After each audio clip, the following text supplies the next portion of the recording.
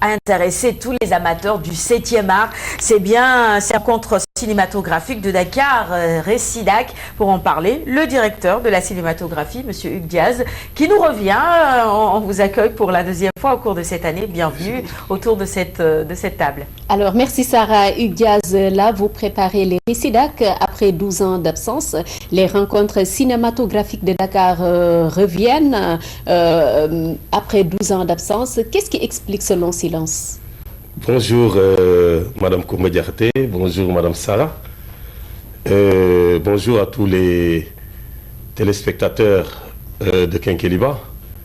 D'abord, permettez-moi, avant de répondre à votre question, de rendre hommage aux précurseurs, aux initiateurs de cet événement. Parce que vous savez, les Récidac ont été créés en 1990, donc issus d'une initiative privée, notamment celle de Tata Annette Mbaye d'Erneville, donc du consortium de communication audiovisuelle en Afrique, CCA, et d'autres professionnels qui se sont aussi associés à cette initiative pour conduire vraiment cet événement de dimension nationale et internationale. Alors, comme vous le dites, cette organisation, cet événement ne s'est plus tenu depuis près de 12 ans.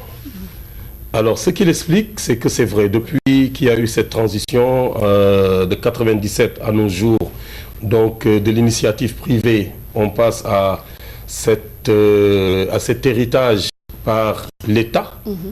Il s'est posé vraiment des difficultés. C'est vrai qu'il y a eu 2 éditions portées par mes prédécesseurs, ça il faut le rappeler, donc du temps de Feu Max Magamou Mbaye, et je pense de Mbaye Sini Mbaye, qui ont eu à organiser, et bien sûr M. Tidiane Nyangan, qui ont eu à organiser donc 2 éditions. Alors, ce long silence des Récidac, je pense, est dû d'abord à un problème de volonté de notre part, ça il faut le reconnaître, qui peut-être, ça je le dis, c'est vrai, on n'a pas tout cru Récidac. Pourquoi? L'autre aspect, c'est aussi des problèmes de moyens. Bon, vous savez, tout est un problème de management.